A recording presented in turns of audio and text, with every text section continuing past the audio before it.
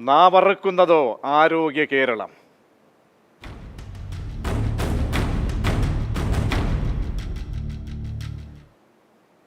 ഗുരുതര ചികിത്സാ പിഴവിൽ ഉത്തരം മുട്ടി കോഴിക്കോട് മെഡിക്കൽ കോളേജ് 4 വയസ്സുകാരിക്ക് നടത്തിയ ശസ്ത്രക്രിയയിൽ പിഴവ് സംഭവിച്ചില്ലെന്ന ഡോക്ടർമാരുടെ സംഘടനയുടെ വാദം തള്ളി കുട്ടിയുടെ അമ്മ. കുട്ടിയുടെ നാവിന് പ്രശ്നമുണ്ടെന്ന് ഡോക്ടർ പറഞ്ഞത് സംഭവം വിവാദമായപ്പോഴെന്ന് അമ്മ മാതൃഭൂമി ന്യൂസിനോട് പറഞ്ഞു.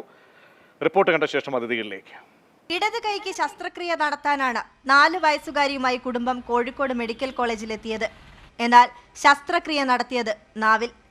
സംഭവത്തിൽ സൂപ്രണ്ടിന് പരാതി നൽകിയതിനെ തുടർന്ന് ഡോക്ടർ മാപ്പ് പറഞ്ഞു. സംഭവം വിവാദമായതോടെയാണ് നാവിന് പ്രശ്നമുണ്ടെന്ന് ഡോക്ടർ അറിയിച്ചതെന്നാണ് ബന്ധുക്കൾ പറയുന്നത്. അങ്ങനെ ഉണ്ടെങ്കിൽ ചെയ്യുമ്പോൾ നമ്മളോട് പറയണ്ട, അത് പറഞ്ഞിട്ടില്ല. പറഞ്ഞ് നമ്മളെ സമ്മതം വാങ്ങണ്ട, അതും ചെയ്തിട്ടില്ല. അങ്ങനെ ഒരു പ്രശ്നം ഉണ്ടായിരുന്നു കുട്ടിക്ക്? ശരി ഇല്ല, അങ്ങനത്തെ ഒരു കുഴപ്പമില്ല, നല്ല സംസാരിച്ചിട്ട് കുട്ടി തന്നെയാണ്. എന്നാൽ ഡോക്ടറുടെ ഭാഗത്ത് പിഴവുണ്ടായിട്ടില്ലെന്നും നാവിലെ വൈകല്യത്തിന് പ്രാധാന്യം നൽകിയതാണെന്നുമാണ് സർക്കാർ മെഡിക്കൽ കോളേജ് ഡോക്ടർമാരുടെ സംഘടനയുടെ വാദം. സൂപ്രണ്ട് നൽകിയ പ്രാഥമിക റിപ്പോർട്ടിന്റെ അടിസ്ഥാനത്തിൽ ഡോക്ടറെ സസ്പെൻഡ് ചെയ്തിട്ടുണ്ട്. കുടുംബം നൽകിയ പരാതിയിൽ ഡോക്ടർക്കെതിരെ കോഴിക്കോട് മെഡിക്കൽ കോളേജ് പോലീസും അന്വേഷണം നടത്തുന്നുണ്ട്. മാതൃഭൂമി ന്യൂസ്, കോഴിക്കോട്. ആമുഖമായി ഞാൻ പറഞ്ഞതുപോലെ നമ്മുടെ ജീവൻ ഭദ്രമെന്ന് കരുതുന്ന കരങ്ങൾ, ആ കരങ്ങളിൽ നിന്നാണ് ഇത്തരത്തിലുള്ള കയ്പുനീർ അനുഭവിക്കേണ്ടി വരുന്നതെങ്കിൽ അത് അങ്ങേയറ്റം അപലപനീയമാണ്. നമ്മൾ എങ്ങനെ വിശ്വസിച്ച് നമ്മളൊരു ആശുപത്രിയിൽ, പ്രത്യേകിച്ച് സർക്കാർ ആശുപത്രിയിൽ നമ്മളെപ്പോലെയുള്ള പാവങ്ങൾ എങ്ങനെ ചെല്ലുമെന്ന വളരെ ഗുരുതരമായൊരു പ്രശ്നമാണ് ഉയർന്നു വരുന്നത്. അതുകൊണ്ട് തന്നെ ഇതിൽ ആഴത്തിലുള്ള വിശകലനം തന്നെ വേണ്ടിവരും. നമ്മോടൊപ്പം അതിഥിയായി ചേരുന്നുണ്ട് ഹർഷന. നേരത്തെ ഈ ചികിത്സാ പിഴവിൽ ഇരയായി ഇന്നും ജീവിക്കുന്ന, വേദന അനുഭവിച്ച് ജീവിക്കുന്ന ഹർഷന നമ്മോടൊപ്പം ചേരുന്നുണ്ട്. നൗഷാദ് തെക്കയിൽ പൊതുപ്രവർത്തകനാണ്.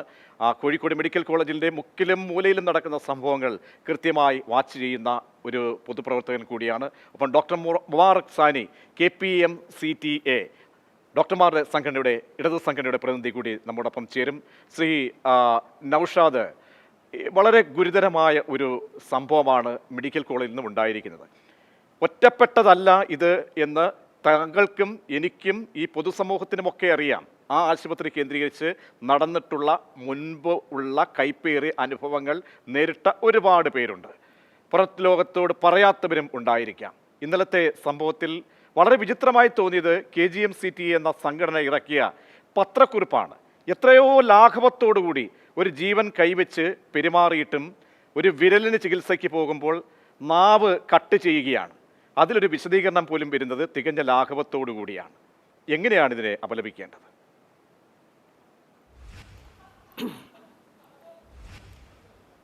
നമ്മൾ ഇത് ആദ്യത്തെ സംഭവമൊന്നുമല്ല.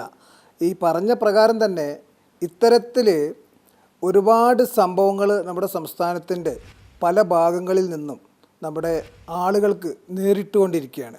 അപ്പോൾ നമ്മൾ ഇതൊക്കെ ആയിട്ട് ബന്ധപ്പെട്ട് പ്രതികരിക്കുന്ന ആളുകളുടെ എന്തോ കുഴപ്പം കൊണ്ടാണ് ഇത്തരത്തിൽ സംഭവിക്കുന്നതെന്നും ഈ സംഘടനകളൊക്കെ നല്ല രീതിയിൽ പ്രവർത്തിക്കുന്ന, നമുക്കൊക്കെ വളരെ ആശ്വാസകരമായ രീതിയിൽ പ്രവർത്തിക്കുന്ന, സമൂഹത്തിന് ഒരുപാട് സേവനങ്ങൾ ചെയ്യുന്ന ഡോക്ടർമാരുള്ള സംഘടന, ഈ സംഘടനയുടെ ആളുകളൊക്കെ, ചില ആളുകളൊക്കെ ഇത്ര ലാഘവത്തോടു കൂടി ഇത് കാണുകയും ഇപ്പോൾ പരാതിക്കാരനെ അല്ലെങ്കിൽ മറ്റുള്ള ആളുകളെയൊക്കെ ഒരു മോശമായി ചിത്രീകരിക്കുന്ന ഒരു സംവിധാനമാണ് നമ്മൾ കാണുന്നത്. ഇപ്പോൾ ആരോഗ്യരംഗത്ത് നമ്മൾ നമ്പർ 1 ആണ് എന്ന് പറയുമ്പോൾ നമ്മളിപ്പോൾ ഈ അടുത്ത കാലത്ത് എന്തൊക്കെ വിഷയങ്ങൾ ഏതൊക്കെ രീതിയിൽ പാവപ്പെട്ട രോഗികൾക്ക് ഉണ്ടാകുന്നു എന്നുള്ളത് എന്തുകൊണ്ടാണ് ഈ സംഘടനൻ്റെ ആളുകൾ പഠിക്കാത്തത്? അതനുസരിച്ച് എന്തുകൊണ്ടാണ് പ്രവർത്തിക്കാത്തത്? ഏതെങ്കിലും ഒരു രീതിയിൽ നമ്മുടെ പൊതുജനത്തിന് ഒരു പ്രയാസം വരുന്ന സമയത്ത്, ഇത്തരം അപകടങ്ങൾ വരുന്ന സമയത്ത് അതൊരു മാതൃകാപരമായ രീതിയിൽ ഒരു നടപടിയെടുക്കുകയും സമൂഹത്തിനും മറ്റും ഗുണകരമാകുന്ന രീതിയിൽ ഒരു ഒരു പൊതുവിലുള്ള ഒരു മുന്നറിയിപ്പ് എല്ലാവർക്കും കൊടുക്കാൻ തയ്യാറായാൽ കുറേ മാറ്റങ്ങൾ വരും. മറിച്ച് അത് ന്യായീകരിക്കുക, അത് പിന്നെയും ന്യായീകരിക്കുക, അത് ന്യായീകരിച്ച് അവർ ശ്രീ നൗഷാദ്, ഡോക്ടർമാരുടെ സംഘടന പറയുന്ന ഒരു ന്യായീകരണമുണ്ട്. കാരണം ഒരു വിഷയം വന്നു കഴിഞ്ഞാൽ പിഴവ് സംഭവിച്ചു എന്ന് ആ കുടുംബത്തോട് പോയി പറയണം. നമ്മൾ എല്ലാവരും ആ ഡോക്ടറെയാണ് വിശ്വസിക്കുന്നത്, ആ ആതുരാലയത്തെ വിശ്വസിച്ചുകൊണ്ടാണ്. ഇത് കോഴിക്കോട് സംഭവമല്ല, എല്ലാ ആശുപത്രികളിലും അങ്ങനെയാണ്. നമ്മൾ എത്രയോ ലക്ഷോപലക്ഷം ആളുകൾ, നമുക്ക് നമ്മുടെ കൈകളിൽ അല്ലെങ്കിൽ നമ്മുടെ പോക്കറ്റിൽ പൈസ ഇല്ലാത്തതുകൊണ്ടാണ് നമുക്കൊരു ആശ്രയമാണ് ഈ കേരളത്തിൻ്റെ ആരോഗ്യ സംവിധാനത്തെ കുറച്ചൊന്നുമില്ല കാണിക്കുന്നത്, നല്ല ചികിത്സ ലഭ്യമാക്കുന്ന ഇടമാണ്. അവിടേക്ക് വരുമ്പോൾ ഈ ചെറിയ ഒരു കാര്യത്തിന് പോലും, അതായത് നോക്കണം, ഒരു കൈ വിരൽ, 6-ാം വിരൽ അത് ശസ്ത്രക്രിയയ്ക്ക് വേണ്ടി ചെല്ലുമ്പോൾ കുഞ്ഞിൻ്റെ നാവ് കീറുകയാണ്. അപ്പോൾ അവിടെ അവരോട് കാര്യങ്ങൾ ബോധ്യപ്പെടുത്തണം, ആ കുടുംബത്തോട്. അവരാണല്ലോ ആത്യന്തികമായിട്ട് അറിയേണ്ടത്. അവരുടെ മാതാവിന് എൻ്റെ മകൾക്ക് എന്താണ് അസുഖമെന്ന് അറിയാനുള്ള ഒരു അവകാശമുണ്ട്. അതുപോലും നിഷേധിച്ചുകൊണ്ട് ഡോക്ടർ പിന്നീട് തടി തപ്പാൻ ശ്രമിക്കുന്നു, മാപ്പ് പറഞ്ഞ് തടിയൂരാൻ ശ്രമിക്കുന്നു, പിന്നീട് ഒരു കുറിപ്പ് ഇറക്കുന്നു, പിന്നീട് അതിനെ ഏറ്റുപിടിച്ച് KGMCT എന്ന സംഘടന വരുന്നു. അപ്പോൾ ആകപ്പാടെ ഒരു പുകമറ ഈ സംവിധാനത്തിൻ്റെ ഭാഗത്തു നിന്നും തുടക്കത്തിൽ ഉണ്ടായില്ലേ? പിന്നീടാണല്ലോ ഈ സസ്പെൻഷൻ എന്ന ഓമനപ്പേര് വിളിച്ചുള്ള ഒരു നടപടിയിലേക്ക് പോയത്. തീർച്ചയായിട്ടും ഞാൻ ഇന്ന് ആ വീട്ടിൽ പോയി ആ കുഞ്ഞിനെ കണ്ടു, അവരുടെ ബന്ധുക്കളെ കണ്ടു. അവരെന്നോട് എല്ലാ കാര്യങ്ങളും പറഞ്ഞു. ആ കുഞ്ഞിനെ പിന്നെ ഓപ്പറേഷന് വേണ്ടിയിട്ട് അവർ കൊണ്ടുപോവുകയും പിന്നെ വരുന്നത് നാവിൽ രക്തമാകുന്ന രീതിയിൽ പഞ്ഞി വെച്ചിട്ടാണ്, വായിൽ പഞ്ഞി വെച്ചിട്ടാണ് ആ കുഞ്ഞിനെ തിരിച്ചു കൊണ്ടുവരുന്നത്. അപ്പോൾ ഇവർ ചോദിച്ച സമയത്ത് അത് വളരെ സിമ്പിളായിട്ടാണ് പറയുന്നത്. അത് മാറിപ്പോയി. എന്താണ് ഒരു ചെറിയ കുട്ടിയുടെ ഒരു ചികിത്സയുമായി ബന്ധപ്പെട്ട്, ഒരു ശസ്ത്രക്രിയയായിട്ട് ബന്ധപ്പെട്ടിട്ട് ഒരു മറുപടിയാണ്. എന്നിട്ട് തെറ്റ് പറ്റിപ്പോയി. ആ ഉമ്മ എന്നോട് അത്രയും വിഷമത്തോടു കൂടിയാണ് ഇന്ന് എന്നോട് സംസാരിച്ചത്. എന്തുകൊണ്ടാണ് ഇത്തരത്തിൽ ലാഘവത്തോടെ? ഇപ്പം ഞാൻ വേറൊരു കാര്യം പറയാം. ഈ മെഡിക്കൽ കോളേജിലൊക്കെ ചില ഡോക്ടർമാരെടുത്തൊക്കെ പാവപ്പെട്ട ആളുകൾ ചികിത്സയ്ക്ക് ചെല്ലുമ്പോൾ ഈ കൂട്ടിരിപ്പുകാരൊക്കെ എന്തെങ്കിലും ഒരു കാര്യം വ്യക്തമായിട്ട് അറിയാൻ വേണ്ടി ചോദിച്ചാൽ അവരെ എന്താ പറയുക, ഷൗട്ട് ചെയ്യുന്ന, അവരെ അപമാനിക്കുന്ന, അവരോട് തീർച്ചയായും താങ്കൾ പറഞ്ഞത് 100% ഉറപ്പാണ്. കാരണം നമ്മളൊക്കെ ഇത് അനുഭവം നേരിട്ട വ്യക്തികളാണ്. ചെന്ന് ചോദിക്കുമ്പോൾ നമുക്ക് അറിയാനുള്ള അവകാശം, എന്തോ ഒരു ധാർഷ്ട്യം, അവരുടെയൊക്കെ ഈ കുടുംബസ്വത്ത് പോലെയാണ് പെരുമാറുന്നത്. നമ്മളേതോ വന്ന് ഓച്ചാനിച്ച് നിൽക്കുന്ന, ചികിത്സയ്ക്ക് വേണ്ടി ഇങ്ങനെ വന്ന് കീഴാളന്മാരെ പോലെ നിൽക്കുന്നത് പോലെയാണ് പല ആരോഗ്യ പ്രവർത്തകരുടെയും ഭാഗത്ത്. അറിയാനുള്ള അവകാശം അവിടെ നിഷേധിക്കണം. എന്താണ് സംഭവിച്ചത് എന്ന് കേവലം ഒരു താഴെ തട്ടിലുള്ള തസ്തികയിലുള്ള ഒരു ആരോഗ്യ പ്രവർത്തകരോട് ചോദിച്ചാൽ പോലും വളരെ അങ്ങേയറ്റത്തെ മോശം പ്രതികരണങ്ങൾ പലരിൽ നിന്നും ഉണ്ടാകുന്നുണ്ട്. പക്ഷേ നന്മയുള്ള ആളുകളും ഉണ്ടായിട്ട് അവർക്കൊക്കെ അപവാദമായി നിൽക്കുന്ന ആളുകളുമുണ്ട് ഈ സംവിധാനം. അതുകൊണ്ട് തന്നെയാണ് ഇതിൽ അപലപിക്കാത്ത രീതിയിലുള്ള ഈ കുറിപ്പ് എഴുതുമ്പോൾ തലപുകഞ്ഞെഴുതിയ കുറിപ്പാണ് നമ്മെ അപമാനിപ്പിക്കുന്നത്. ഞാൻ താങ്കളിലേക്ക് മടങ്ങിയെത്താം.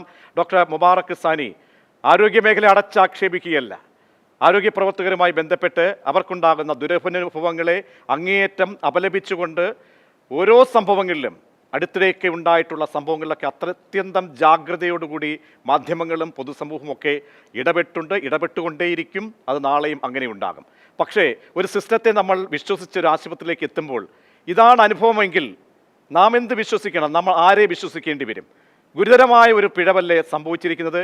ഇക്കാര്യത്തിൽ KPMCT എന്ന സംഘടനയുടെ പ്രതികരണം എന്താണ്? തീർച്ചയായിട്ടും മാധ്യമങ്ങളൊക്കെ ഇത്തരം കാര്യങ്ങൾ വളരെ ജാഗ്രതയോടെ കാണുന്നു എന്നുള്ളത് വളരെ സന്തോഷകരമായ കാര്യമാണ്. നമ്മുടെ ഹലോ, കേൾക്കാവോ? കേൾക്കാം, അങ്ങ് പറഞ്ഞോളൂ. ഓക്കെ. അപ്പോ ജാഗ്രതയോടെ കാണുന്നു എന്നത് വളരെ സന്തോഷകരമായ കാര്യമാണ്. കാരണം ഒരു വികസിത സമൂഹത്തിൽ മാത്രമേ നമുക്കത് പ്രതീക്ഷിക്കാൻ കഴിയൂ.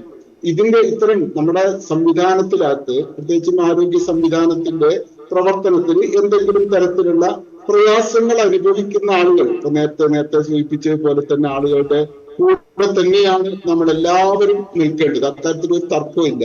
തീർച്ചയായിട്ടും നമ്മുടെ ശാസ്ത്രവും നമ്മുടെ എല്ലാ രീതികളും അതിനു വേണ്ടി തന്നെയാണ്. അതുകൊണ്ട് തന്നെ നമുക്ക് അക്കാര്യത്തിൽ ഏറ്റവും പെർഫെക്റ്റ് ആയിട്ടുള്ള, ഏറ്റവും നല്ല 100% ശരിയായ അവസ്ഥയിലേക്ക് എത്തണം. പക്ഷെ നമ്മൾ മനസ്സിലാക്കേണ്ട ഒരു കാര്യം എനിക്ക് സൂചിപ്പിക്കാനുള്ളത്, ഒന്ന്, നമ്മുടെ ഏത് കാര്യത്തെയാണ് മാറ്റാൻ ആഗ്രഹിക്കുന്നത്, ഏത് കാര്യത്തെയാണ് തിരുത്താൻ ആഗ്രഹിക്കുന്നത് എന്നുള്ളത് വളരെ കൃത്യമായിട്ട് നമ്മൾ മനസ്സിലാക്കണം. കാരണം ഒരു വ്യവസ്ഥക്കകത്ത്, ഒരു സംവിധാനത്തിനകത്ത് ഒരുപാട് ഘടകങ്ങൾ ഒന്നിച്ച് പ്രവർത്തിക്കുമ്പോൾ സ്വാഭാവികമായിട്ടും ഉണ്ടാകുന്ന ചില പാകപ്പിഴവുകളോ അപകടങ്ങളോ ഒക്കെ സ്വാഭാവികമാണ്. അതിന്റെ അളവ് കുറക്കാനുള്ള ശ്രമം എന്ന് പറയുന്നത് ഒരു വ്യവസ്ഥയെ തന്നെ പരിശോധിച്ചുകൊണ്ടായിരിക്കണം. ആ വ്യവസ്ഥ ഇപ്പൊ ആരോഗ്യ രക്ഷാ സംവിധാനത്തില് മെഡിക്കൽ കോളേജുകള് ഈ ചികിത്സ അങ്ങ് പറഞ്ഞു പോകുന്നതിൽ ഒരു പിഴവുണ്ട്. കൈപ്പിഴകൾ സംഭവിക്കാം, അല്ലെങ്കിൽ വലിയ ഒരു സിസ്റ്റത്തിന്റെ ഭാഗത്ത് നിന്നും ഉണ്ടാകാം. പക്ഷേ അതുകൊണ്ട് ഒരാളുടെ ജീവൻ നഷ്ടപ്പെട്ടാൽ എന്ത് ചെയ്യും? ഒരു കുഞ്ഞിൻ്റെ നാവിന് നാളെ ചലനശേഷി നഷ്ടപ്പെട്ടാൽ എന്ത് ചെയ്യും? ഒരു കാല് എടുത്തു വെച്ച് നടക്കാൻ പറ്റാതെ പോയാൽ എന്ത് ചെയ്യും? നടുകുനിക്കാൻ പറ്റാതെ പോയാൽ എന്ത് ചെയ്യും? അങ്ങനെ ജീവിച്ചിരിക്കുന്ന ഒരുപാട് രക്തസാക്ഷികൾ നമ്മുടെ മുന്നിലുള്ളപ്പോൾ അതിനെ അങ്ങനെ അങ്ങ് അഴകുഴമ്പം മട്ടിൽ പറഞ്ഞു പോകാമെന്ന് താങ്കൾ കരുതരുതേ? നമ്മുടെ ആഴ്വഴമ്പൻ മട്ടിലല്ല പറയുന്നത്. നമ്മുടെ അക്കാര്യത്തിൽ പെർഫെക്റ്റ് ആകാനുള്ള പല തരത്തിലുള്ള പ്രവർത്തനങ്ങൾ നമ്മൾ ഏറ്റെടുക്കണം. ഒരു വ്യക്തിയുടെ ഭാഗത്തു നിന്നുണ്ടാകുന്ന ഒരു പാകപ്പിഴയെ എങ്ങനെയാണ് നമ്മൾ പരിഹരിക്കുക? തീർച്ചയായിട്ടും അതിനാവശ്യമായിട്ടുള്ള പ്രോട്ടോകോളുകൾ നമുക്ക് ഉണ്ടാക്കണം. അതിന്റെ ചെക്ക് ചെയ്യാനുള്ള സംവിധാനങ്ങൾ ഉണ്ടാക്കണം. സൂപ്പർവൈസറി സംവിധാനങ്ങൾ ഉണ്ടാക്കണം. ഇതാണല്ലോ നമ്മുടെ എല്ലാ സംവിധാനത്തിനകത്തും ചെയ്യാൻ കഴിയുന്ന കാര്യങ്ങൾ.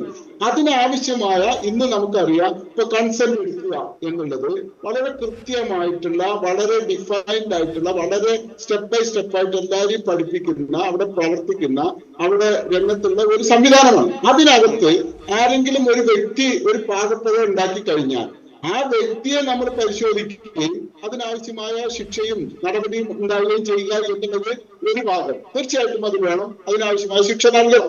അതോടൊപ്പം തന്നെ പക്ഷെ ആ ഒരു വ്യവസ്ഥയുടെ പരിമിതികളെ കുറിച്ചും നമ്മൾ ചർച്ച നടത്തണം. ആ വ്യവസ്ഥയുടെ പരിമിതി എന്ന് പറയുന്നത് എന്ത് പരിമിതിയാണ്? ശ്രീ ഒറ്റക്കാര്യം ഞാൻ ചോദിക്കുക, ലഘുവായി ഞാൻ ചോദിക്കുകയാണ്, വളഞ്ഞ് തിരിഞ്ഞൊന്നുമല്ല.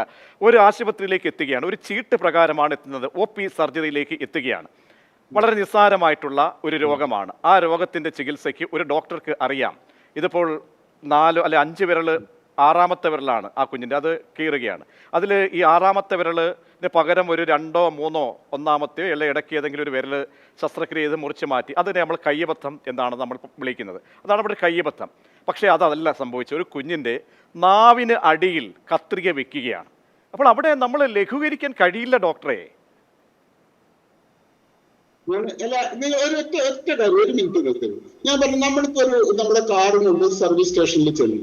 നിങ്ങൾ അവിടെ ഓയിൽ മാറ്റാനോ ബ്രേക്ക് ചെക്ക് ചെയ്യാനാണോ പോകുന്നുള്ള തർക്കമില്ല, അത് ആ പരിപാടിക്ക് പോകുന്നു. പക്ഷെ അതിന്റെ കൂടെ അവിടുത്തെ സർവീസ് നൽകുന്ന ആള് ടയർ നോക്കിയാൽ എയർ കുറവാണ്, അപ്പൊ എയർ കൂടി കറക്റ്റ് ചെയ്തു എന്ന് പറയാം. ഇങ്ങനത്തെ ഒരു അവസ്ഥ ഉണ്ടാവുമ്പോൾ സ്വാഭാവികമായിട്ടും നമ്മൾ എങ്ങനെയായിരുന്നു മനസ്സിലാക്കുക? അത് കൂടുതൽ നമുക്ക് അനുകൂലമായിട്ടുള്ള, നമുക്ക് മെച്ചപ്പെട്ട, നമുക്ക് ആവശ്യമുള്ള ഒരു കാര്യം, ഒരു സർവീസാണ് ചെയ്യുന്നത്. ഇവിടെയും ഡോക്ടർ ചെയ്യുന്ന എന്താ? ഡോക്ടർ ചെയ്യുന്നത് നമ്മുടെ ഇതിനെ വളരെ നമുക്ക് പർവ്വതീകരിച്ചുകൊണ്ട് നമുക്ക് പർവ്വതീകരിക്കല്ല. താങ്കൾ പർവ്വതീകരിക്കുന്നു പറയില്ല. ഇന്നലെ മുതൽ KGM-CTA ഇറക്കിയ KGM-CTA സഹോദര സംഘടനയുടെ പ്രതിനിധിയാണ്. ആരാണ് ഇവിടെ പർവ്വതീകരിക്കുന്നത്? ഞാൻ അങ്ങയിലേക്ക് ഞാൻ ഒന്ന് അതിന്റെ അനുബന്ധമായി തന്നെ സംസാരിക്കാൻ ഒറ്റ മിനിറ്റ് ഞാൻ അങ്ങയുടെ മുറിഞ്ഞ ഭാഗത്ത് തന്നെ തുടങ്ങാം. ആ മുറിഞ്ഞ സംഭാഷണത്തിൽ തന്നെ തുടങ്ങാൻ താങ്കളെ അനുവദിക്കാം. താങ്കളെ തുടങ്ങാൻ അനുവദിക്കാം. ശ്രീ ഡോക്ടർ ഒന്ന് തുടരുക. രണ്ട് പ്രേക്ഷകരുടെ പ്രതികരണം എടുക്കേണ്ടതുണ്ട്. ജോസഫ് കൊല്ലത്ത് നിന്ന് ഒരു പ്രേക്ഷകനുണ്ട്. ജോസഫ്, എന്തെങ്കിലും അനുഭവം ഉണ്ടെങ്കിൽ താങ്കൾക്ക് തുറന്ന് പറയാം. അതെ സാറേ, ഞാൻ ഈ പറയുന്നത് ഈ കൈവിരല് മുറിച്ച ഡോക്ടർക്ക് എന്തുകൊണ്ട് അറിഞ്ഞുകൂടാ? കൈവിരലാണ് മുറിക്കേണ്ടത് പറയുന്നത്, നാവിന്റെ അടിയാണ് മുറിക്കേണ്ടത്. ഡോക്ടർക്ക് ഒട്ടും അറിവില്ലാത്തൊരു ഡോക്ടറാണ്. അത് മദ്യപിച്ചിട്ടാണോ മയക്കുമരുന്ന് ഉപയോഗിച്ചിട്ടാണോ ഡോക്ടർ വന്നതെന്ന് പരിശോധിക്കേണ്ട കടപ്പാട് ആദ്യമുള്ളത്. പോലീസ് ആ ഡോക്ടർക്കെതിരെ നടപടിയെടുത്ത് അദ്ദേഹത്തെ KGMO പറയുന്ന കണക്കല്ല, അദ്ദേഹത്തെ ഏറ്റവും പെട്ടെന്ന് അദ്ദേഹത്തെ സസ്പെൻഡ് ചെയ്താൽ മാത്രം പോരാ. അദ്ദേഹത്തെ ഒരു ഹോസ്പിറ്റലിൽ പോലും ഇനി ഇരുത്താൻ യോഗ്യതയുള്ള ഒരു ഡോക്ടറല്ല. അദ്ദേഹത്തിന് തീർച്ചയായും വ്യക്തമാണ്. ജോസഫ്. കമലാക്ഷി തൃശ്ശൂരിൽ നിന്നും മറ്റൊരു പ്രേക്ഷക ചേരുന്നുണ്ട്. കമലാക്ഷി, പറഞ്ഞോളൂ. സാറേ, ഞാന് 71 വയസ്സുണ്ട് എനിക്ക്. ഞാന് 73. ഞാന് പിന്നെ അമല മെഡിക്കൽ കോളേജില് എന്നെ അഡ്മിറ്റ് ചെയ്തു. ഞാൻ വീണിട്ട് നട്ടലിന് പരിക്ക് പറ്റിയിട്ട് അമലയില് അഡ്മിറ്റ് ആക്കിയിട്ട് അവർ ചെയ്തത് ന്യൂറോ വാർഡിലാണ് എന്നെ അഡ്മിറ്റ് ചെയ്തത്. അങ്ങനെ എന്നിട്ട് അവിടെ നിന്ന് സ്കാൻ ചെയ്തു, ന്യൂറോന്റെ സ്കാൻ ചെയ്തു. എന്നിട്ട് ഞരമ്പിനൊന്നും ഒരു കുഴപ്പമുണ്ടായിരുന്നില്ല, എല്ലിനാണ് പൊട്ടൽ പറ്റിയിട്ടുള്ളത്. എന്നിട്ട് അവർ ന്യൂറോ വാർഡിലാണ് എന്നെ അഡ്മിറ്റ് ആക്കിയത്. അവിടെ നിന്ന് ഞാൻ പറഞ്ഞത് എന്താ ഇവിടെ കിടത്തിയിട്ടില്ല ചോദിച്ചപ്പോൾ എന്നിട്ട് ഒരു ബെൽറ്റ് കൊണ്ടുവന്ന് ഇട്ടു. എനിക്ക് ഒരു ബെൽറ്റ് ഇട്ടാൽ മാറുന്നു പറഞ്ഞിട്ട് ആ ബെൽറ്റ് ധരിച്ചിട്ട് എനിക്ക് ഞാൻ പറഞ്ഞു, ഇടുന്ന സമയത്ത് ഞാൻ പറഞ്ഞു എനിക്കിത് ഇടാൻ ബുദ്ധിമുട്ടാണ്, ഇത് ഇങ്ങനെയല്ല ഇടുകയെന്ന് പറഞ്ഞപ്പോൾ അവർ പറയണത് ഈ ഡോക്ടർ എഴുതിയിട്ടുള്ള ബെൽറ്റാണ്, ഈ ബെൽറ്റ് ഇട്ട് കഴിഞ്ഞാൽ നിങ്ങളുടെ രോഗം മാറുള്ളൂ എന്ന് പറഞ്ഞു, വേറെ ഇതിന് മരുന്നൊന്നും പ്രത്യേകിച്ചില്ല എന്ന് പറഞ്ഞു. അങ്ങനെ അവിടെ ഒരു 4 ദിവസം ഞാൻ കിടന്നു. അത് കഴിഞ്ഞിട്ട് അവർ പിന്നെ വേറെ എന്നോട് പറഞ്ഞു ഡിസ്ചാർജ് ആയിക്കോ, ഇനി കുഴപ്പമില്ല എന്ന് പറഞ്ഞു. അങ്ങനെ ഞാൻ എനിക്ക് പെൻഷനുള്ള കാരണം കൊണ്ട് ഈ മെഡിസെപ്പിൻ്റെ ആനുകൂല്യങ്ങൾ ഉണ്ടായിരുന്നു, അതൊന്നും കറക്റ്റായിട്ട് അവർ തന്നില്ല. അവർ പേവാറ്റിൽ അഡ്മിറ്റ് ചെയ്തു. 2900 രൂപ റൂമിലാണ് അഡ്മിറ്റ് ചെയ്തത്. ബാക്കിയുള്ള പൈസയൊക്കെ ഞങ്ങൾ കൊടുക്കേണ്ടി വന്നു. അങ്ങനെ ഈ ബെൽറ്റിൻ്റെ പൈസ ഒന്നും കിട്ടിയില്ല. അവിടെ നിന്ന് ഞങ്ങൾ രോഗം മാറണില്ല. എൻ്റെ ഒരു 6 ആഴ്ച ശരിയാവും. തീർച്ചയായും കമലാക്ഷി പറഞ്ഞു വരുന്നത് വ്യക്തമാണ്. ആശ്രയിച്ച ആശുപത്രിയിൽ നിന്നുണ്ടാകുന്ന ദുരനുഭവങ്ങൾ തീർച്ചയായും അത് വ്യക്തമാണ്. നമുക്ക് നേരത്തെ ഡോക്ടർ മുബാറക്ക് പറഞ്ഞതിലേക്ക് വരാം, മുബാറക്കിലേക്ക് എത്താം. ഒപ്പം ഇന്നും ജീവിക്കുന്ന ഒരു രക്തസാക്ഷിയെ പോലെ വേദന അനുഭവിച്ച് ജീവിക്കുന്ന ആൾ ആരെന്ന് ചോദിച്ചു കഴിഞ്ഞാൽ ആദ്യം നമ്മുടെ മനസ്സിലേക്ക് വരിക ഹർഷനയാണ്. ഹർഷനയുടെ പോരാട്ടങ്ങളാണ്. അത് വിസ്മരിക്കാൻ കേരളത്തിൻ്റെ പരിപ്രേക്ഷ്യത്തിന് ഒരിക്കലും കഴിയില്ല. ഹർഷന തന്നെ നമ്മോടൊപ്പം തത്സമയം ചേരുന്നുണ്ട്. ഹർഷന, വീണ്ടും ഒരാൾക്ക്, ഒരു കുഞ്ഞിന് 4 വയസ്സുകാരിക്ക് ഒരു ദുരനുഭവം ഉണ്ടാവുകയാണ് മെഡിക്കൽ കോളേജിൽ നിന്നും. താങ്കൾ വർഷങ്ങളാൽ, കഴിഞ്ഞ 7 വർഷക്കാലം വേദന തിന്ന് കഴിയുന്നു. ആ അവസ്ഥ അങ്ങേയറ്റം പരിതാപകരമായി മാറുന്നു. സാമ്പത്തികം ചോർന്നു പോകുന്നു. ഓരോ ദിവസങ്ങൾ കഴിയുമ്പോഴും ഇപ്പോഴും എന്താണ് തനിക്ക് പറ്റിയത് എന്ന് അറിയാനുള്ള അവകാശം ആ ആശുപത്രിയിൽ നിന്നും കൃത്യമായി താങ്കൾക്ക് ലഭിച്ചിട്ടില്ല. ആ സംവിധാനം ഒന്നാകെ കൈമലർത്തി, ഒപ്പം ചേർത്ത് നിർത്തി ഞാനുണ്ട്, ദുഃഖിക്കേണ്ട, ജാഗ്രത മതി എന്നൊക്കെ പറയുന്ന മന്ത്രി, ആരോഗ്യമന്ത്രി താങ്കളെ ചേർത്ത് പിടിച്ച് നൽകിയ ഉറപ്പുകളും കേരളം കേട്ടതാണ്. എന്നിട്ടും ഒറ്റപ്പെടുകയാണോ? ഹർഷനയ്ക്ക് നീതി ലഭിച്ചോ? ഈ അനുഭവം കൂടി കാണുമ്പോൾ ഹർഷനയ്ക്ക് എന്താണ് തോന്നുന്നത്?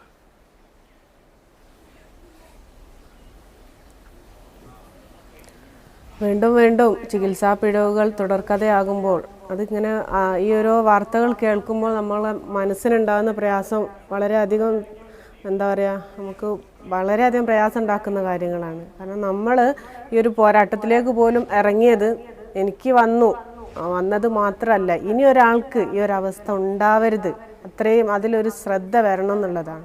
നേരത്തെ ഡോക്ടർ പറഞ്ഞതുപോലെ ഒരു വണ്ടിപ്പണി എടുക്കുന്നത് പോലെ അല്ലല്ലോ, ഒരു മനുഷ്യൻ്റെ ജീവനല്ലേ ഒരു സർജറി ടേബിളിന് മുന്നിൽ, ഡോക്ടേഴ്സിൻ്റെ മുന്നിൽ നമ്മൾ മയക്കത്തിൽ, നമ്മളറിയുന്നില്ല നമ്മളെ ജീവനാണ് അവരെ മുന്നിലിട്ട് കൊടുക്കുന്നത്.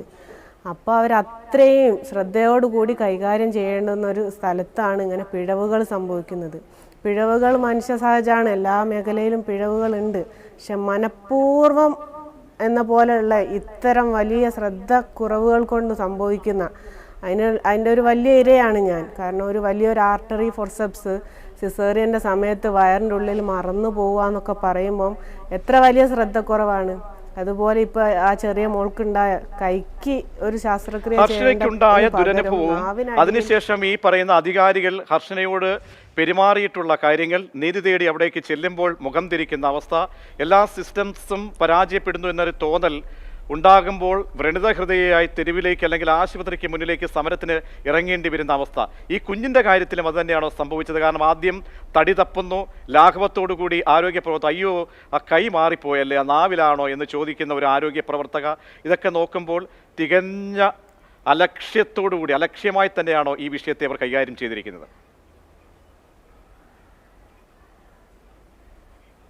തീർച്ചയായും നമ്മളെ വിഷയം പോലും അന്നത്തെ സൂപ്രണ്ട് കത്രിക വയറിൽ കുടുങ്ങി എന്ന് പറഞ്ഞിട്ടൊരു മീഡിയയിലൊരു റിപ്പോർട്ടർ വിളിച്ചപ്പോൾ, കത്രികയോ, അതൊരു മോസ്കിറ്റോ ആർട്ടറി ഫോർസെപ്സ് അല്ലേ, അതിപ്പോൾ പേഷ്യൻ്റ് സുഖമായല്ലോ സർജറി ഒക്കെ ചെയ്ത്.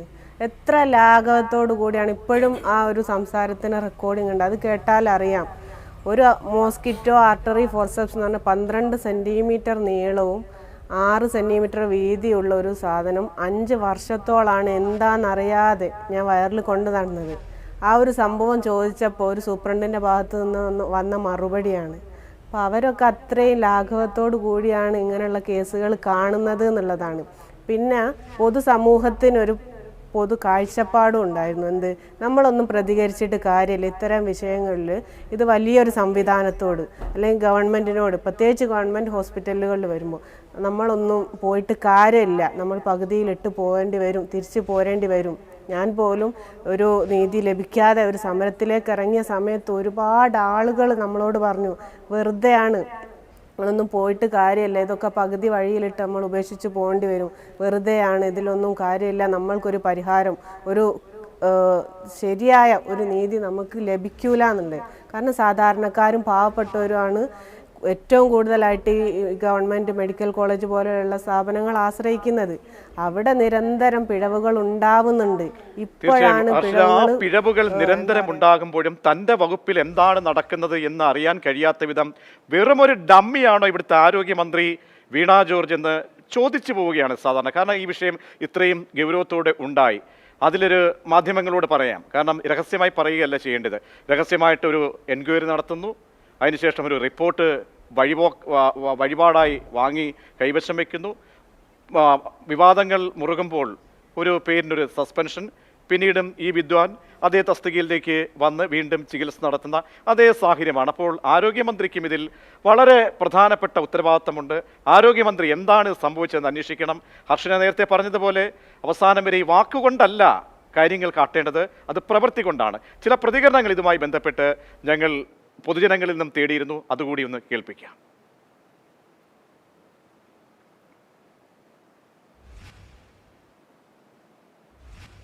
ചെയ്യേണ്ട കാര്യങ്ങളാണ് ഇതൊക്കെ. ഇതിപ്പം വേറൊരാൾക്ക് ചെയ്യേണ്ട ഓപ്പറേഷൻ ആയിരിക്കും ഇപ്പം തിരിച്ച് മാറി ചെയ്തു പോയി. അത് ഡോക്ടറെ പിഴവ് തന്നെയാണ്.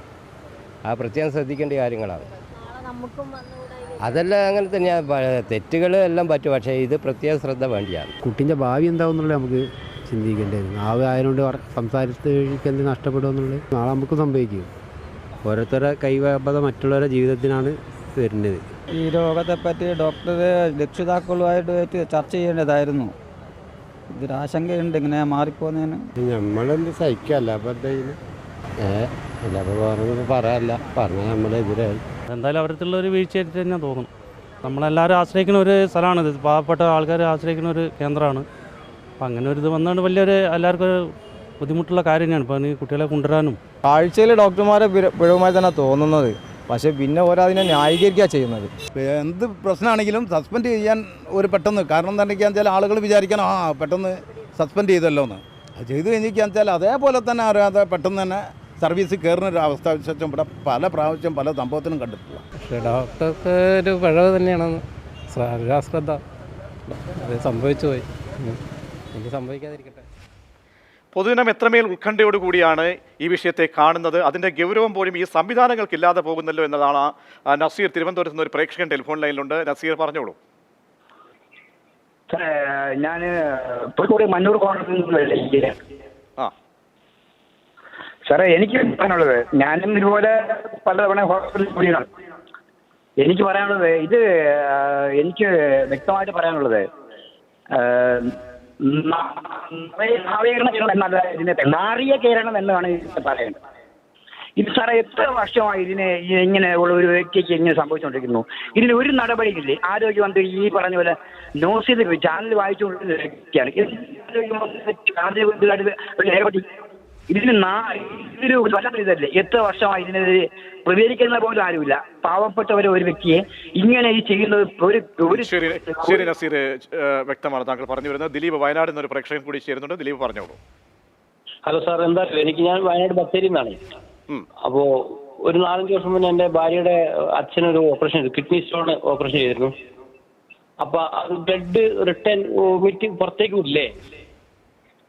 ഹലോ, പറഞ്ഞോളൂ വേഗം. അത് 200 മില്ലി എത്ര പെർ ഡേ ആണ് വരേണ്ടത്. ഇവർ ഈ കാര്യങ്ങളൊന്നും പറഞ്ഞില്ല സാർ. ഒരാഴ്ച 3-4 ദിവസം കഴിഞ്ഞപ്പോഴാണ് ഡോക്ടർ ഒന്ന് നോക്കുമ്പോൾ ഇത് ഓരോ ദിവസവും 200 മില്ലി പുറത്തേക്ക് റിമൂവ് ചെയ്യണമെന്ന് പറയുന്നത്. അപ്പോഴത്തേക്ക് അത് കൂടുതലായിപ്പോയി. ഇവർ വാ തുറന്ന് കൃത്യമായിട്ടൊരു കാര്യം പറയില്ല സാർ. അതുകൊണ്ട് ഭയങ്കര ദുരിതമനുഭവിച്ചു. 3-4 മാസത്തോടെ കിടക്കേണ്ടി വന്നു ഞങ്ങൾക്ക്. തീർച്ചയായും വ്യക്തമാണ്. ദിലീപ് ഇതിന്റെ ദുരനുഭവമാണ്, അതും രജിസ്റ്റർ ചെയ്യപ്പെടണം. ശ്രീ മുബാറക് സൈനി, ഒരു ആശുപത്രിയിലേക്ക് നമ്മൾ ചെല്ലുമ്പോൾ ആ ഡോക്ടറെ കണ്ടു കഴിഞ്ഞാൽ തന്നെ പകുതി അസുഖം നമ്മുടെ മാറി.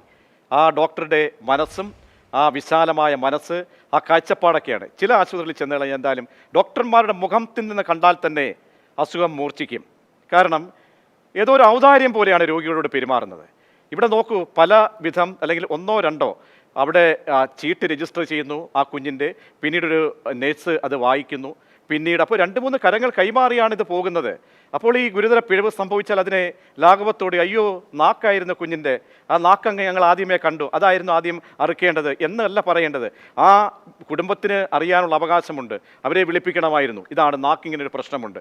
അല്ലാതെ ആദ്യം കൈകാര്യം ചെയ്യുകയല്ല ചെയ്യേണ്ടിയിരുന്നത്. അപ്പോൾ അത് കാണാതെ ഒരു ചീട്ട് തലപുകഞ്ഞ് എഴുതി പിടിപ്പിക്കുമ്പോൾ KGM-CTA അറിയണമായിരുന്നു, അവർ പിഴവ് സംഭവിച്ചുകൊണ്ട് തുടങ്ങണമായിരുന്നു വരികൾ. അതിവിടെയില്ല. അതാണ് നിങ്ങൾ ഈ തെറ്റുകാരെ സംരക്ഷിക്കുന്നു എന്ന് ഡോക്ടർ പറയേണ്ടി വരുന്നത്. സുഹൃത്ത്, ഞാൻ ഒരു കാര്യം പറഞ്ഞോട്ടെ, ഞാൻ ഒന്ന് ക്ഷമയോടെ കേൾക്കണം. കാരണം അതിനകത്ത് 2 കാര്യം എനിക്ക് പറയാനുണ്ട്.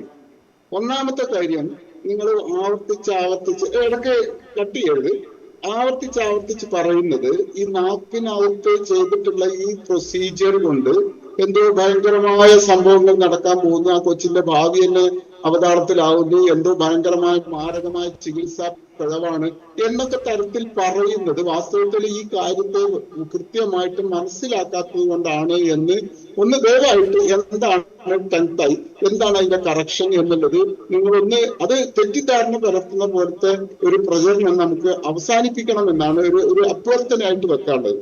കാരണം നാക്ക് പൂർണ്ണമായിട്ട് ചലിക്കുമ്പോഴാണ് നമ്മൾ ഭാഷ നന്നായിട്ട് ഉപയോഗിക്കാനും ഓരോ അക്ഷരങ്ങൾ സ്ഫുടതയോടുകൂടി പറയാൻ വേണ്ടി കഴിയുക. അപ്പൊ നമുക്ക് ശരീരത്തിന്റെ ഭാഗമായിട്ട് തന്നെ ചിലപ്പോൾ അതിന്റെ താഴത്തെ ഭാഗത്ത് അതിനെ അറ്റാച്ച് ചെയ്യുന്ന ഒരു ചെറിയ ഒരു നേർത്ത തൊലി കൂടുതലായിട്ടുണ്ടാവും. അത് ഒന്ന് ജസ്റ്റ് ആയിട്ട് നമ്മൾ നഖം വെട്ടുന്നത് പോലെ അവിടെ രക്തപ്പേറുകളോ അതൊന്നും ഇല്ലാത്ത വളരെ ലളിതമായിട്ടുള്ള ഒരു പ്രക്രിയയാണ്. അതൊന്ന് കട്ട് ചെയ്ത് കൊടുക്കുമ്പോൾ ആ നാക്ക് അത് കുറച്ചും കൂടി ഫ്രീ ആയിട്ട് ചലിക്കാൻ കഴിയുകയും അത് കുട്ടിയെ സംബന്ധിച്ചിടത്തോളം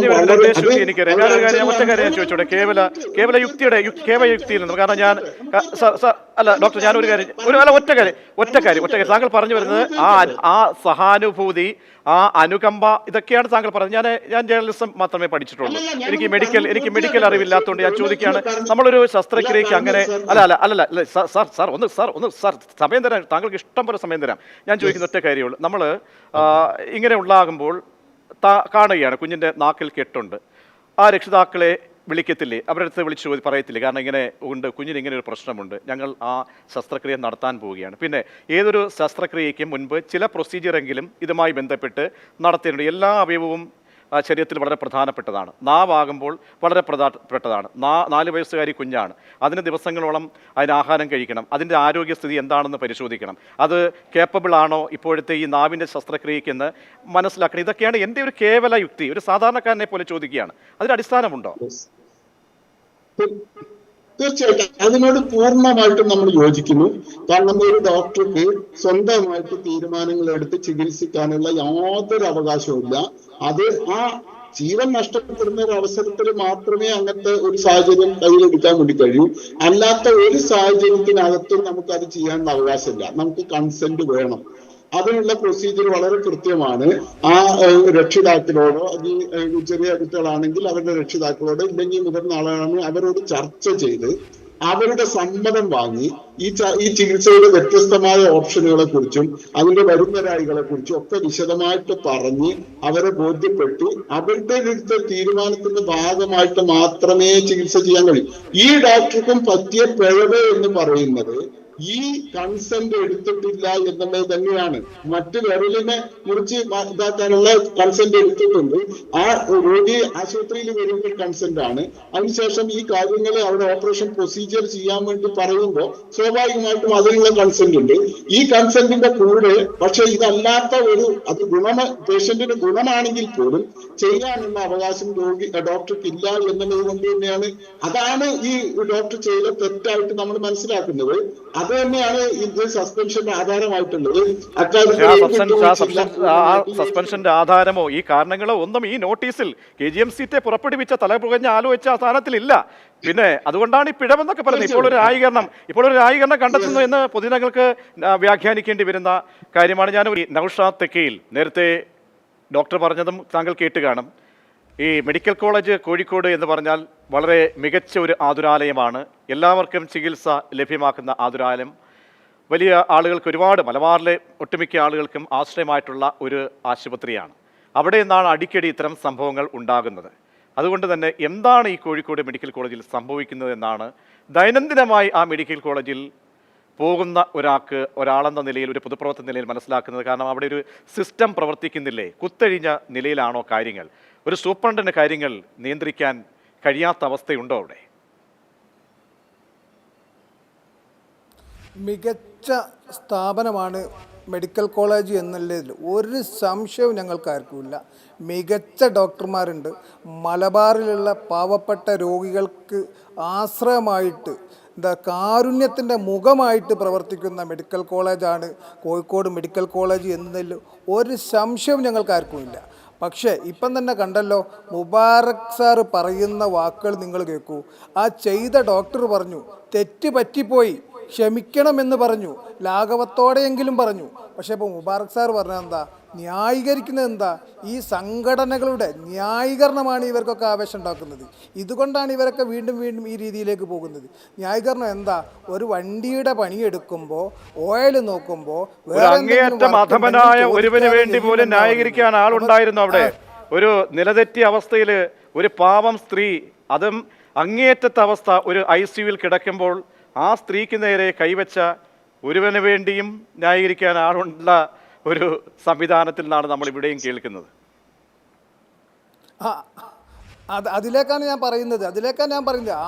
ആ സഹോദരിക്ക് വേണ്ടി ഇപ്പോൾ അർഷിന ഇവിടെയുണ്ട്, അതുപോലെ തന്നെ പിന്നെ നമ്മുടെ ICU കേസിലെ അതിജീവിത ഇവിടെയുണ്ട്. അപ്പോൾ അവരൊക്കെ ഞങ്ങൾക്ക് അവരുടെ പോരാട്ട വീര്യമുണ്ടല്ലോ, അവർ വീണ്ടും വീണ്ടും അത്രയും അപമാനവും ആക്ഷേപവും സഹിച്ചുകൊണ്ട് സ്വന്തം നീതിക്ക് വേണ്ടി അവർ തെരുവിലിറങ്ങി പോരാടുകയാണ്. ICUവിലെ അതിജീവിത ഇത്രയും നമ്മുടെ ഇൻസ്റ്റിറ്റ്യൂട്ടിൽ നിന്ന് ഇങ്ങനെ ഒരു സംഭവം ഉണ്ടായിട്ട് കമ്മീഷണർ ഓഫീസിൻ്റെ മുമ്പിൽ പൊരി വെയിലത്ത് 13 ദിവസം പ്ലക്കാർഡ് പിടിച്ച് ഇരിക്കേണ്ടി വന്ന ഒരവസ്ഥ നമ്മൾ ചിന്തിച്ചു നോക്കൂ. സമൂഹത്തിൻ്റെയും സർക്കാരിൻ്റെയും നമ്മളടക്കമുള്ള ഈ ജനത്തിൻ്റെ ഒരപാകത തന്നെയല്ലേ അത് മാത്രമാണോ? എന്നിട്ട് എന്താ പറയുന്നത്, അവരുടെ മൊഴിയെടുക്കാൻ വന്ന ഒരു ഡോക്ടർ കൂടെ ഇല്ലാത്ത ഒരു ഡോക്ടർ ഉണ്ട് എന്ന് പറഞ്ഞ് തിരികെ കയറ്റി മൊഴി മുഴുവൻ തിരുത്തി എന്തൊക്കെ അങ്ങേറ്റം അപലപിക്കേണ്ട വിഷയം തന്നെയാണ്. അതുകൊണ്ട് തന്നെയാണ് മാതൃഭൂമി ന്യൂസ് അതേ ഗൗരവത്തോടെ ഈ വിഷയത്തെ പരിശോധിക്കുന്നത്. അതിഥികളിലേക്ക് ഹർഷിന തുടരുന്നുണ്ട്. ഹർഷിനിലേക്ക് എത്താൻ മുമ്പ് CK വിജയൻ, ഞങ്ങളുടെ പ്രതിനിധി കോഴിക്കോട് നിന്നും ചേരുന്നുണ്ട്. CK, ഗുരുതരമായൊരു മെഡിക്കൽ നെഗ്ലിജൻസ് ഉണ്ടാകുമ്പോൾ അതേ ഗൗരവത്തോടുകൂടി, കാരണം പ്രാഥമികമായി അന്വേഷണ വിധേയമായി ഈ ഡോക്ടറെ സസ്പെൻഡ് ചെയ്തു, പോലീസിലേക്ക് പരാതിയും പോയിട്ടുണ്ട്, അതീവ ഗൗരവത്തോടുകൂടി ഈ സംവിധാനമൊക്കെ തന്നെ കൈകാര്യം ചെയ്യുന്നുണ്ടോ, അതോ പഴയതുപോലെയൊക്കെ കണ്ടതുപോലെ തന്നെ ഈ അവസാനം പരാതിക്കാരൻ പുറത്തും ഈ കൃത്യം ഇത്തരത്തിൽ വരുത്തിയ ഡോക്ടർ സേഫായി അകത്തും ഇത് തന്നെ ആയിരിക്കും? മറിച്ച് ഒരു കാര്യമുണ്ടാകുമെന്ന് പ്രതീക്ഷിക്കാൻ നമുക്ക് സ്വാഭാവികമായും തരമില്ല. കാരണം ഇവിടെ നടന്ന മറ്റ് കേസുകളുടെ കാര്യം ഇത് തന്നെയാണ്. ഇനി ഈ കേസിലേക്ക് തന്നെ വന്നു കഴിഞ്ഞാൽ ഇവരുടെ ബന്ധുക്കളെ സ്വാധീനിച്ച്, അവരെ ഏതൊക്കെ രീതിയിലാണ് സ്വാധീനിച്ചത് എന്നിപ്പോൾ ഞങ്ങൾക്ക് അതിൻ്റെ ഡീറ്റെയിൽസ് അറിയില്ല. പക്ഷേ സ്വാധീനിക്കപ്പെട്ടിട്ടുണ്ട്. അവരോട് പരാതിയില്ല എന്നവരെ കൊണ്ട് ആദ്യം മാധ്യമങ്ങൾക്ക് മുന്നിൽ പറയിപ്പിച്ചിട്ടുണ്ട്. അതിനുശേഷം മറ്റ് ആൾക്കാരും പ്രവർത്തകരൊക്കെ ഇടപെടുകയും അവരോട് ഈ കേസിൻ്റെ ഗൗരവം ബോധ്യപ്പെടുത്തുകയും ചെയ്തൊരു സാഹചര്യത്തിലാണ് അവർ പോലീസിനെ സമീപിച്ചതും കേസ് കൊടുക്കാൻ വേണ്ടി മുന്നോട്ട് വരികയും ചെയ്തത്. സത്യത്തിൽ ഇത്തരത്തിലൊരു വലിയ പ്രശ്നം നടന്നു കഴിഞ്ഞാൽ ഉടൻ തന്നെ മെഡിക്കൽ കോളേജിൻ്റെ പ്രിൻസിപ്പലോ സൂപ്രണ്ടോ ആരാണോ അതിൻ്റെ ഉത്തരവാദി എന്ന് വെച്ചാൽ ഇവരിൽ നിന്ന് പരാതി എഴുതുവാങ്ങുകയും അതിൻ്റെ നിയമ നടപടിക്ക് വിട്ടുകൊടുക്കുകയുമാണ് വേണ്ടത്. അല്ലാതെ അവിടെ അവരുടെ സ്വാധീനം, പണത്തിൻ്റെ സ്വാധീനം, രാഷ്ട്രീയത്തിൻ്റെ സ്വാധീനം, മറ്റ് അവരുടെ അക്കാഡമിക് സ്വാധീനങ്ങൾ അല്ലെങ്കിൽ അവരുടെ കാറ്റഗറി സ്വാധീനങ്ങൾ ഒന്നും ഉപയോഗപ്പെടുത്തി ഇത്തരത്തിലുള്ള പരാതികൾ ഇല്ലാതാക്കുകയല്ല വേണ്ടത്. അങ്ങനെ നമ്മൾ പറയാനുണ്ടായ സാഹചര്യം കോഴിക്കോട് മെഡിക്കൽ കോളേജിൽ ഈ അതിജീവിതയുടെ കാര്യമെടുക്കുക. അതിജീവിതക്ക് ഒപ്പം നിന്നു എന്നതായിരുന്നു ഏറ്റവും വലിയ പ്രശ്നം. അവർക്കെതിരെ സംഘടിതമായ രീതിയിൽ രാഷ്ട്രീയാക്രമങ്ങൾ ഉണ്ടാകുന്നു. അതിനുശേഷം അവരെ നടപടിക്ക് വിധേയമാക്കുന്നു. അവർ തെറ്റായ മൊഴിയാണ് കൊടുത്തത് എന്ന് പറഞ്ഞ് കഥകൾ ഉണ്ടാക്കുന്നു. അവർ വീണ്ടും തെരുവിലിറങ്ങി സമരം നടത്തേണ്ടി വരുന്നു അവരുടെ ജോലി സംരക്ഷിക്കുന്നതിന് വേണ്ടി. ഇതൊക്കെ എങ്ങനെ സംഭവിക്കുന്നു? അങ്ങനെയാണെങ്കിൽ ഹർഷിനയുടെ കാര്യം, ഹർഷിന ഇപ്പം നമ്മുടെ ഇവിടെ തന്നെ ഇരിക്കുന്നുണ്ടല്ലോ, ഹർഷിനയ്ക്ക് എന്ത് നീതിയാണ് കിട്ടിയത്? എത്ര കാലമാണ് അവർ തെരുവിൽ സമരം നടത്തേണ്ടി വന്നത്? എന്നിട്ട് നൽകിയ ഉറപ്പ് പാലിക്കപ്പെട്ടു? അതാണ് അതിലെ ചോദ്യമാണ് ഇനി ഞാൻ ചോദിക്കാൻ ഇരുന്നത് തന്നെ. ഹർഷിന, ഇപ്പോൾ ഹർഷിനയെ പുറത്തേക്ക് അല്ലെങ്കിൽ അങ്ങനെ പ്രതിഷേധ രംഗത്ത് കാണുന്നില്ല എന്ന് വിചാരിക്കുമ്പോൾ ആളുകൾ വിചാരിക്കും ഹർഷിന സേഫാണ്, ഹർഷിനയുടെ ജീവിതം സേഫാണ് എന്ന്. അതല്ല എന്ന് നമ്മൾ അറിയാവുന്ന മാധ്യമപ്രവർത്തകർക്ക് മാത്രമേ കാര്യങ്ങൾ അറിയാൻ കഴിയുള്ളൂ. എങ്ങനെയാണ് ഇപ്പോൾ ജീവിതമൊക്കെ മുന്നോട്ട് പോകുന്നത്? സാമ്പത്തികമായി പോലും വലിയ രീതിയിൽ തന്നെ ഇനിയുള്ള ചികിത്സകൾക്ക് പണം വേണ്ടി വരുമെന്നാണ് പറയുന്നത്. പറഞ്ഞൊഴിഞ്ഞ ഒരു ആരോഗ്യമന്ത്രി അങ്ങ് തിരികെ പോയി, സുഖിപ്പിച്ച് അങ്ങ് പോവുകയും ചെയ്തിട്ടുണ്ട്. എന്താണ് അവസ്ഥ?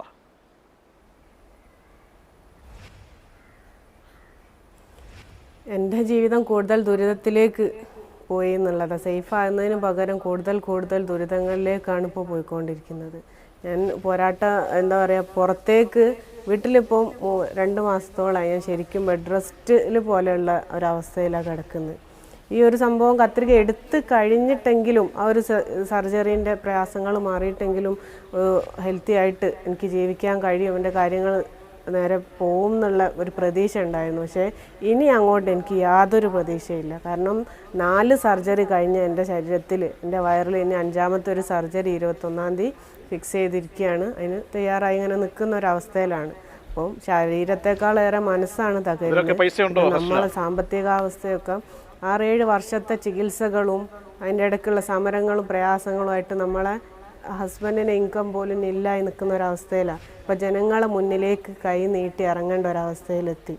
ഇപ്പം അടുത്ത ചികിത്സയ്ക്ക് വേണ്ടി ജനങ്ങളുടെ മുന്നിലേക്ക് ഇറങ്ങിയിരിക്കുകയാണ് ഇപ്പോൾ നമുക്ക്. കാരണം അത്രയും നമ്മളെ എല്ലാ വഴികളും അടഞ്ഞു.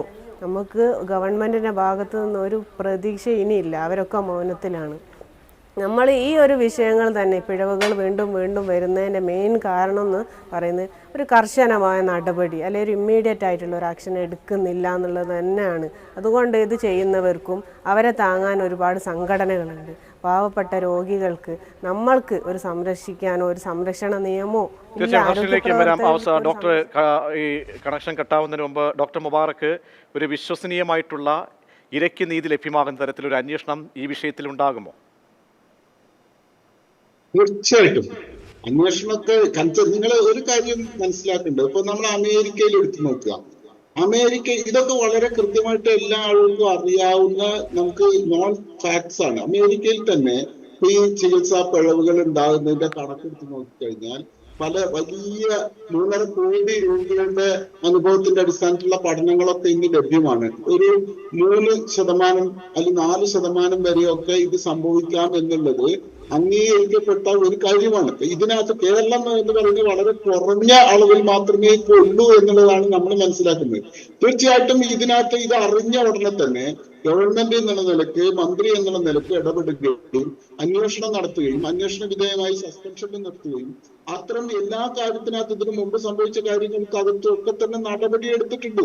അതേപോലെ തന്നെ നടപടി മാത്രമല്ല, ഈ സിസ്റ്റത്തെ മെച്ചപ്പെടുത്താൻ വേണ്ടി അതിനാവശ്യമായിട്ടുള്ള നിയമങ്ങൾ ഉണ്ടാക്കാനും പ്രോട്ടോകോളുകൾ ഉണ്ടാക്കാനും അതിനാവശ്യമായ സ്റ്റാഫിനെ കൂടുതലായിട്ട് നിയമിക്കാനും ഒട്ടേറെ സാമ്പത്തികമായിട്ട് ബാധ്യത അനുഭവിച്ചുകൊണ്ട് തന്നെയാണ് ഇതൊക്കെ വികസിപ്പിച്ച് നിർത്തിയിട്ടുള്ളത്. അപ്പൊ ഈ ഇന്ത്യയിലുള്ള ഇന്ന് കേരള സംസ്ഥാനത്ത് മാത്രമാണ് സർക്കാർ മേഖലയിൽ ഇത്രമാത്രം വിശദമായിട്ടുള്ള സംവിധാനങ്ങൾ നിലനിർത്തുകയും അത് നിലനിർത്താൻ വേണ്ടി സർക്കാരിന്റെ തന്നെ ഏറ്റവും ശരി. തീർച്ചയായും വളരെ വ്യക്തമാണ് മുബാറക്ക്. താങ്കളുടെ സമയക്കുറവുള്ളതുകൊണ്ടാണ്. എന്തായാലും താങ്കൾ പറഞ്ഞതുപോലെ തന്നെ എത്ര നമ്മൾ സംവിധാനങ്ങളൊക്കെ കെട്ടിപ്പൊക്കിയാലും സാങ്കേതിക വിദ്യയെ കൊണ്ടുവന്നാലും ചിലരുടെയൊക്കെ മനോഭാവങ്ങൾ, അത് ആരോഗ്യ മേഖലയിലാണെങ്കിൽ താഴേക്കിടയിലുള്ള ആളുകളുടെ, രോഗികളോടുള്ള സമീപനങ്ങൾ, ഇതൊക്കെ വളരെ പ്രധാനപ്പെട്ടതാണ്. ഹർഷിന, നമ്മൾ സംസാരിച്ചു വന്നപ്പോൾ ആരോഗ്യമന്ത്രി പിന്നീട് ആരോഗ്യവകുപ്പുമായി ബന്ധപ്പെട്ടോ ഇവരാരെങ്കിലും ഹർഷിനയെ വിളിക്കുകയോ ഹർഷിയുടെ അവസ്ഥ എന്താണ് എന്ന് ആരെങ്കിലും തിരക്കുകയോ? മന്ത്രി ഡയറക്റ്റ് വിളിക്കണമെന്നല്ല ഞാൻ പറഞ്ഞത്, അങ്ങനെ അനുഭാവത്തോടു കൂടി പെരുമാറിയ ഹൃദയമുള്ളവർ, അലിവുള്ളവർ ആരെങ്കിലും ഉണ്ടായിരുന്നോ?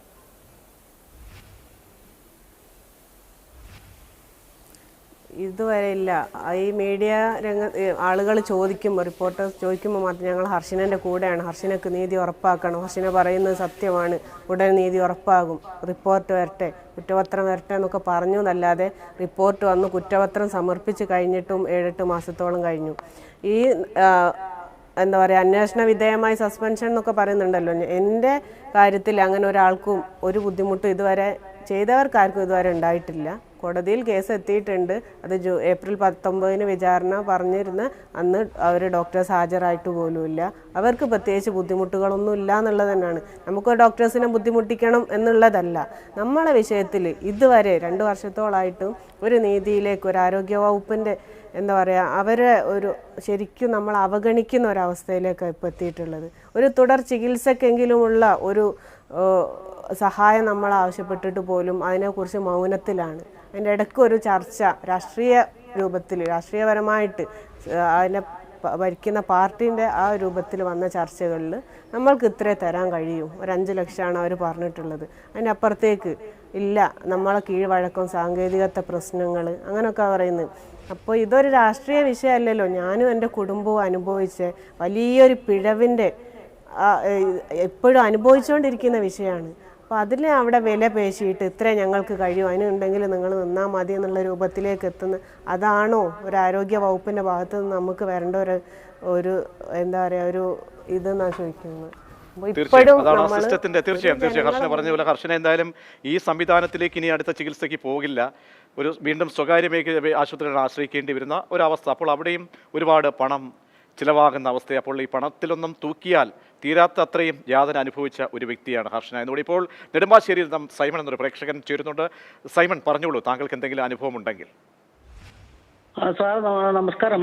ഇത് ഈ ഹർഷനയുടെ കാര്യങ്ങളും ആശുപത്രിയുടെയും ആംബുലൻസിലെ പീഡനവും ഈ ഇത് ICUലെ പീഡനങ്ങളും ഇതെല്ലാം ക്ലീരൂർ സംഭവം മുതലും നമ്മുടെ ഈ തങ്കമണി സംഭവങ്ങളും പിന്നെ അതിനെല്ലാം എതിരെ ശക്തമായി പ്രതികരിച്ചുകൊണ്ട് കോഴിക്കോട് തന്നെ നല്ല സാംസ്കാരിക നായകന്മാർ തെരുവ് നാടകങ്ങളും ജനകീയ വിചാരണമായി രംഗത്ത് വന്നു. വാസ്തവത്തിൽ ആ ജനകീയ വിചാരണയ്ക്ക് ശേഷം ഒരു ഡോക്ടർമാരോ, പ്രത്യേകിച്ച് പെരുമ്പാവൂർ എന്ന ലേഖലിൽ പാവപ്പെട്ട മുതലാളിമാരുടെ വീട്ടിൽ പണിയിക്കുന്ന പെൺകുട്ടികളെ ഗർഭസ്ഥയാക്കുക അവരെ. ശരി സൈമൺ, എന്തായാലും വ്യക്തമാണ് താങ്കൾ പറയുന്ന കാര്യങ്ങൾ. ശ്രീ നൗഷാദ്, അവസാനമായി, കാരണം ഈ കോഴിക്കോട് മെഡിക്കൽ കോളേജിനെ നമുക്ക് നല്ലതാക്കണം. കാരണം അവിടെ നിന്നും വന്നു പോകുന്ന ആളുകൾ, സംഘടനകളുടെ ആളുകൾ ഉണ്ടാകും, ഇവരൊക്കെ വന്നു പോകും.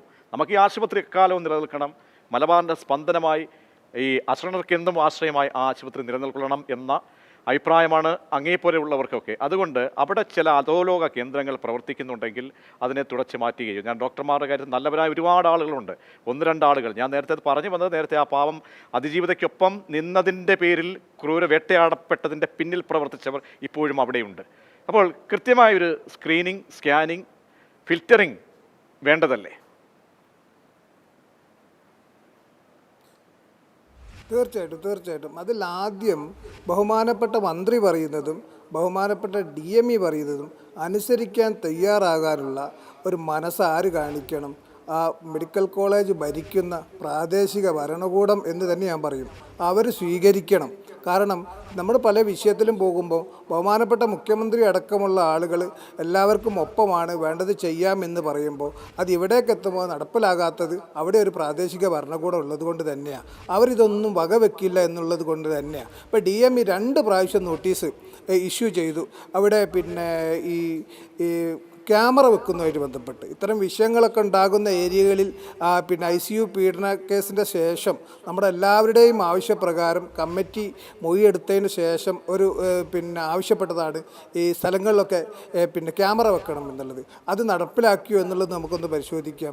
അതേപോലെ തന്നെ DME വീണ്ടും പിന്നെ നിർദ്ദേശം കൊടുത്തുക, എന്നിട്ടും വെച്ചിട്ടുണ്ടോ എന്ന് എനിക്കറിയില്ല, ഇനി പോയി നോക്കണം. അപ്പോൾ അതുപോലെ പിന്നെ ഒരു പാവപ്പെട്ട അല്ലെങ്കിൽ ഒരു രോഗിക്ക് ഒരു വിഷയങ്ങൾ ഉണ്ടാകുന്ന സമയത്ത് അവർ പരാതി പറയുമ്പോൾ അത് പരിഹരിക്കാനും ഒരു നീതിയുക്തമായ ഒരു ന്യായമായ ഒരു അന്വേഷണം നടത്താനും ഈ അന്വേഷണത്തിൽ ഉൾപ്പെടുന്ന അല്ലെങ്കിൽ അന്വേഷിക്കാൻ ചുമതലപ്പെട്ട ഡോക്ടർമാർ അത് സത്യസന്ധമായി കൈകാര്യം ചെയ്ത് അവൻ എൻ്റെ പിന്നെ ഗ്രൂപ്പിലുള്ളതോ അതല്ലെങ്കിൽ എൻ്റെ സംഘടനയിലോ ഉള്ളതോ ആയതുകൊണ്ട് കാര്യമില്ല, ഞാൻ ജനത്തിനൊപ്പമാണ്, ഞാൻ നീതിക്കൊപ്പമാണ് എന്ന നിലയിൽ നിന്നുകൊണ്ട് ഇപ്പോൾ നേരത്തെ ഡോക്ടർ നീതീകരിച്ചതുപോലെ അല്ലെങ്കിൽ ന്യായീകരിച്ചതുപോലെ ന്യായീകരിക്കാതെ പാവപ്പെട്ടവന് ഒരാശ്വാസം കൊടുക്കാൻ, അതല്ലെങ്കിൽ ഇത്തരം വിഷയങ്ങൾ ഉണ്ടാകുമ്പോൾ അവർക്ക് നീതി കൊടുക്കാനുള്ള ഒരു ശ്രമം ഉണ്ടാവണം. ഒരു രോഗിയുടെ പരാതി അല്ലെങ്കിൽ രോഗിയുടെ കൂടെ നിൽക്കുന്ന ആളുകളുടെ പരാതി കേൾക്കാൻ സംവിധാനങ്ങൾ തയ്യാറാകണം എന്ന് തന്നെയാണ് എനിക്ക് അവസരത്തിൽ പറയാനുള്ളത്. ശരി, വളരെ നന്ദി ശ്രീ നൗഷാദ്. ഹർഷന, ഒപ്പം ഡോക്ടർ മുബാറക്ക് ഈ വിഷയവുമായി ബന്ധപ്പെട്ട ചർച്ചയിൽ പങ്കെടുത്തതിന്. ഓരോ ഡോക്ടർമാരുടെയും മുന്നിലെത്തുന്ന ഓരോ രോഗികളും അവരുടെ ഓരോ ജീവനും വളരെ വിലപ്പെട്ടതാണ്. ആർക്ക് പോലും സ്വന്തം പിഴവ് കൊണ്ട് ഒരു പോറൽ പോലും ഏൽപ്പിക്കരുത് എന്ന ദൃഢപ്രതിജ്ഞ എടുക്കുന്നവരാണ് ഡോക്ടർമാർ.